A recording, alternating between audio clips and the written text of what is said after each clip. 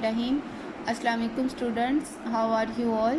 I am your math teacher Miss Madiha Naz and today we discuss our next exercise. Next exercise हमने करनी है 1D। पहले हम उसका इंट्रो पढ़ेंगे आज। Some special types of sets. देखिए अब इसमें कौन कौन सी टाइप्स है सेट्स की। सबसे पहले है फाइनाइट सेट। फाइनाइट किसे कहते हैं? Finite set contains a finite और लिमिटेड नंबर्स और ऑफ एलिमेंट्स। अब फाइनाइट का मतलब ये होता है कि जिसमें लिमिटेड नंबर्स हो एलिमेंट्स के सेट के अंदर। जैसे यहाँ पे लिखा हुआ है x:x is a square number, x is less than 20। इसमें पूरी बात बता दी है कि सिर्फ 20 से छोटे आपने नंबर्स लिखने हैं सारे। उसके बाद नेक्स्ट है आपके पास इनफाइनाइट सेट। इनफाइनाइट क्या है? Infinite set is a set which contains an infinite और अनलिमिटेड नंबर ऑफ ऑब्जेक्ट्स, जिसके अंदर अनलिमिटेड आती है कि पूरी बात नहीं बताते कि कितनी है। जैसे कि है स्टार्स ऑफ द स्काई, तो स्टार्स क्या अनलिमिटेड है, इसे हम काउंट नहीं कर सकते हैं, तो ये भी इनफाइनाइट सेट होगा। नेक्स्ट है आपका unit set. Unit set is a set that contains only one element. Unit set वो सेट होता है जिसमें सिर्फ और सिर्फ एक ही एलिमेंट होता है। Unit set is also called a singleton set. For example the set A=10 is the unit set के अब ए वाले सेट में सिर्फ एक ही वैल्यू है। उसके बाद है एम्प्टी सेट। एम्प्टी सेट किसे कहते हैं? An empty set is a set that contains no element. It is also called a null set और void set. An empty set is denoted by curly bracket और ये zero के साथ ऊपर line cut कर दो, ये दोनों किसके साइन हैं? एम्प्टी सेट के। अब एम्प्टी सेट वो जिसमें कोई भी वैल्यू नहीं आएगी। अब है डिसजॉइंट सेट। टू और more sets are called disjoint set if they have no common element. वो कहते हैं टू सेट्स या उससे ज़्यादा डिसजॉइंट हो गए अगर उनमें कोई भी एलिमेंट मिलता ना हो। जैसे कि देखो ई वाले में कौन सा सेट है? 2 3 4 एफ में है 5 6 7, इन दोनों में कुछ भी नहीं मिलता, तो ये डिसजॉइंट सेट है। उसके बाद है ओवरलैपिंग। टू और more sets are called overlapping set if they have at least one common element. Overlapping का मतलब क्या है कि दो सेट्स ओवरलैपिंग हो गए अगर उनमें कम से कम एक एलिमेंट मिलता हो। जैसे कि सेट जी में 1 2 5 है और एच में 2 3 4 है। 2 देखें ऐसी वैल्यू है जो इनमें मिलती है, इसका मतलब यह है कि ये ओवरलैपिंग सेट है। उसके बाद है इक्वलेंट सेट। इक्वलेंट का है टू और more sets are called equivalent set if they have an equal number of elements.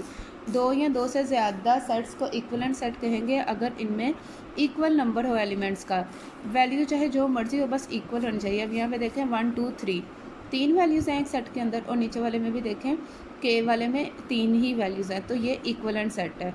Same होना ज़रूरी नहीं है, बस नंबर उनके सेम होना ज़रूरी है कि कितने हैं। उसके बाद है इक्वल सेट। इक्वल सेट का मतलब है टू और more sets are called equal sets if they contain the same element. अब दो या दो से ज़्यादा इक्वल सेट होंगे जब उनके एलिमेंट्स सेम होंगे। जैसे कि L इक्वल है 2 4 6 पे, तो M क्या है? Positive numbers of 2 x is less than 7। तो यहाँ पे भी देखें कि नंबर्स लिखे हैं मल्टीपल्स 2 के, तो वो भी कौन कौन से होंगे? 7 से छोटे 2 4 6। इसका मतलब ये दोनों इक्वल सेट्स हैं। नेक्स्ट है आपका universal set. Universal set is a set which contains all the sets under consideration. Universal set का मतलब है जो वो सेट जिसमें सारे के सारे सेट्स आ जाए। क्लियर है? अब उसके बाद आपकी एक्सरसाइज आ जाती है 1D। इसमें आपने सिर्फ ऑब्जेक्टिव सारी फिल करनी है। जिस तरह आपको इंट्रोडक्शन पढ़ाया उसी तरह से अब आपने ये सारी ऑब्जेक्टिव को खुद सॉल्व करने की कोशिश करनी है। उसके बाद है नेक्स्ट है आपका सबसेट्स।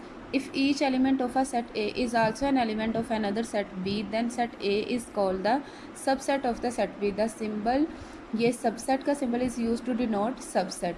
कहने हैं अगर इस तरह से हो कि एलिमेंट सेट ए के सब एलिमेंट्स सेट बी में भी मौजूद हो, तो सेट ए क्या है? वो सेट बी का सबसेट कहलाएगा। क्लियर है? उसके बाद ये आपकी एग्जांपल्स हैं सारी सबसेट की। उसके बाद नेक्स्ट है आपका प्रॉपर सबसेट। अब प्रॉपर सबसेट क्या होगा? If every element of A is also an element of B and at least one element of B is not an element of A, then A is a proper subset of B denoted by symbolically as ये C ए और ये सी की तरह का B, और hair the subset ये C means is a proper subset of for example. आगे आपको एग्जाम्पल बताइए। देखिए इसमें प्रॉपर सबसेट की बेसिक डेफिनेशन क्या है कि अगर सेट ए के तमाम एलिमेंट सेट बी में मौजूद हो लेकिन कम से कम एक एलिमेंट ऐसा बी में मौजूद हो जो सेट ए में ना हो, तो इसको क्या कहेंगे हम? Proper subset. क्लियर है? इसके बाद इसकी ये सारी एग्जांपल्स हैं। नेक्स्ट है आपकी definition improper subset. A subset that contains every element of the set A is called the improper subset of A.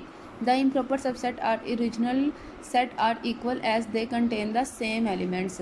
Improper subset क्या होता है? अब वो सबसेट है जो कंटेन करता है हर एलिमेंट के सेट ए को, ये इम्प्रॉपर सबसेट होगा और ये इक्वल भी होगा। उसके बाद है सुपर सेट।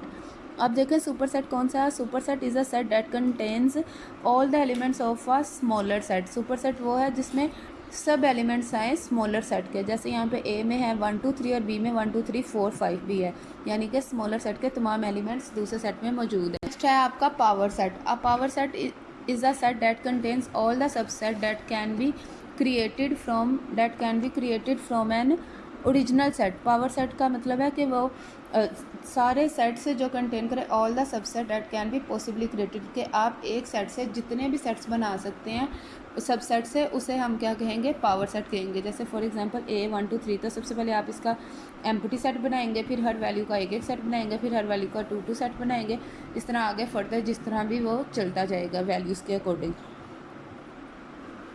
नेक्स्ट है आपका कार्डिनलिटी ऑफ अ सेट। अब कार्डिनलिटी क्या है? The number of elements of a set is called its cardinality, के जितने एलिमेंट्स उसमें मौजूद होंगे उसे कार्डिनलिटी कहेंगे। जैसे 1 2 3 4, इसमें 4 हैं तो यहाँ पे 4 इसकी कार्डिनलिटी है। अब इसके बाद आपने ये सारे सिम्बल्स भी लाजमी याद करने हैं कि इक्वल टू का ये है, नॉट इक्वल टू का, उसके बाद क्या इक्वलेंट के लिए आप इस तरह मध्य भी लगा सकते हैं और इक्वल के 3 इक्वल भी लगा सकते हैं। ये बिलोंग्स टू का, या is a member of, not belongs to, ये एम्प्टी सेट, सबसेट, ये प्रॉपर सेट, और ये कॉलन और एक्स सच डैट भी इसे कह सकते हैं। इसी तरह आपने जो सारा इंट्रो पढ़ा उसके अकॉर्डिंग आपने ये अपनी पूरी 1E की एक्सरसाइज सोल्व कर लेनी है, और लाजमी आपने ये सारी डेफिनेशंस भी याद करनी है और लिखनी है। आई होप कि आपको सारे लेक्चर के अच्छे तरीके से समझ आ गई होगी। टेक केयर, अल्लाह हाफिज़।